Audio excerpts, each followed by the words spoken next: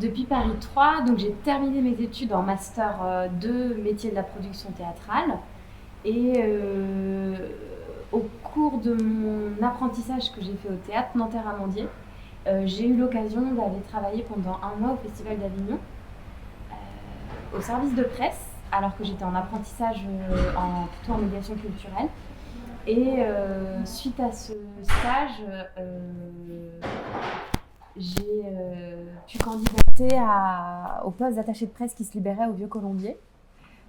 Chose que je n'avais pas du tout anticipée. Je pensais plutôt travailler en relation avec les publics et finalement, il y a eu cette offre de stage, de poste en CDI et moi, je venais de faire un stage en presse. Donc, je me suis dit, tentons puisque j'essayais un peu partout. Et finalement, à la fin du processus de recrutement, j'ai intégré l'équipe du Vieux-Colombier. Donc, ça a été très rapide en fait. J'ai pas eu vraiment de temps mort entre mon apprentissage et l'entrée dans ma vie professionnelle, à part quelques semaines. Je suis attachée de presse, je m'occupe des relations avec la presse, plus spécifiquement des spectacles du Vieux-Colombier, mais aussi des artistes de la Comédie Française, en concertation avec le service de presse de la salle Richelieu. Donc le Vieux-Colombier, c'est la deuxième salle de la Comédie Française, qui en compte 3. C'est la deuxième salle, qui a à peu près 300 places. Et elle a une programmation tout au long de l'année de spectacles, de lectures. Voilà, et moi je m'occupe de défendre ces propositions-là, que ce soit les spectacles, les artistes qui y jouent et l'ensemble de la troupe et de l'institution. Moi, ayant fait ce master il y a maintenant plus de 10 ans, je trouvais ça important de pouvoir proposer à quelqu'un qui est dans ce master-là, d'une part parce que je trouve que c'est une formation quand même de qualité, où on est en pleine émulation, à la fois sur le terrain, en cours, dans les échanges avec les collègues de promotion. C'est quand même une plongée dans le milieu qui fait qu'il y a une curiosité, un intérêt qui est assez pratique, qui n'est pas que théorique. Donc en général, les personnes qui sont passées en apprentissage au Vieux-Colombier, ça s'est plutôt très bien passé. Et d'ailleurs, ils ont tous trouvé du travail assez rapidement ensuite. Et là, Camille, c'est le quatrième apprenti du master professionnel métier de la production théâtrale.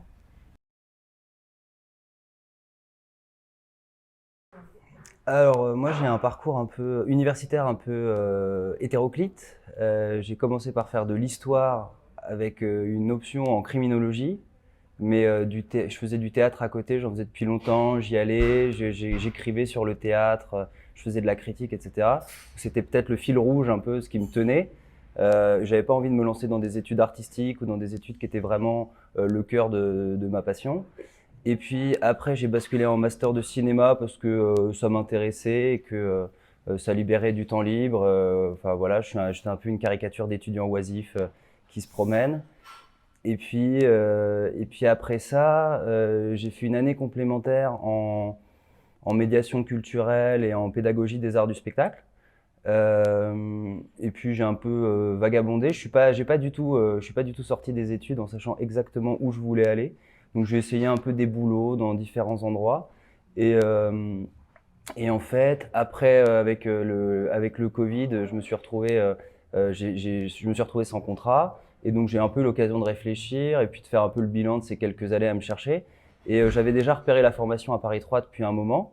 Et en fait, elle réunissait ce que j'avais fait, ce que j'aimais. C'était une bonne manière de professionnaliser un peu justement tous ces parcours, toutes ces différentes voies empruntées.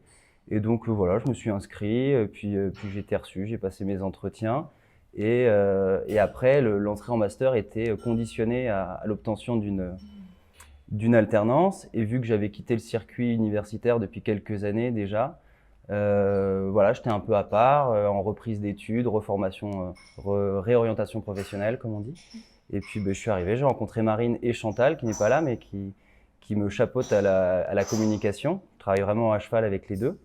Et puis voilà, on s'est entendu et visiblement j'avais un parcours qui marchait bien pour pouvoir justement à la fois travailler à la presse et à la communication et dans cette institution de la Comédie Française, du Vieux-Colombier. Et nous, ce qui nous a plu dans le parcours de Camille, c'est que il a un parcours justement qui est un peu différent des étudiants qu'on avait habituellement, où en effet il était en reprise d'études, il avait déjà une petite expérience professionnelle sans être juste un travail alimentaire. Et grâce aux aides de l'État en ce moment sur l'apprentissage, c'est vrai que ça nous a permis d'engager Camille dont le salaire, au vu de son âge, était de fait plus élevé que les apprentis qui ont moins de 26 ans, je crois. Ouais, 26 ans. Et on a vraiment senti le côté peut-être plus opérationnel tout de suite parce qu'il avait déjà des habitudes de travail.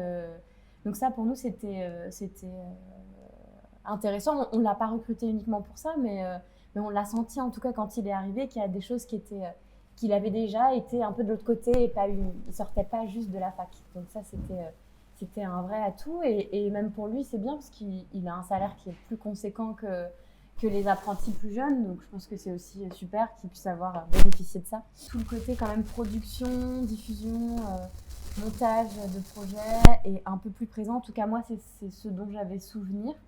Même si nous, on faisait beaucoup d'ateliers d'écriture, mais peut-être moins. Non, c'est toujours le cas aujourd'hui. C'est quand même plus axé production. Et c'est vrai qu'en RP, presque, il n'y a quasiment pas. La formation n'est pas vraiment axée là-dessus. Communication un petit peu, et RP un petit peu plus, mais sinon, c'est principalement la production. Chercher un apprenti qui fasse cette formation, c'était déjà avoir plutôt l'assurance, même si on ne peut jamais être vraiment sûr, mais l'assurance que la personne, en tout cas, est vraiment impliquée, engagée et a envie de travailler dans le spectacle vivant, puisqu'elle a déjà passé des entretiens pour une formation très sélective, où ils prennent que 15 ou 16 personnes. Donc c'est qu'a priori, la motivation et l'envie d'engagement est là. C'est vrai que quand on envoie des candidatures à large, on reçoit un peu tout et rien. Et là, au moins, c'est l'assurance d'avoir une personne dont le profil est déjà assez ciblé. C'est pour ça que moi, j'ai plutôt tendance à avoir envie de faire confiance à cette formation chaque année pour recruter une personne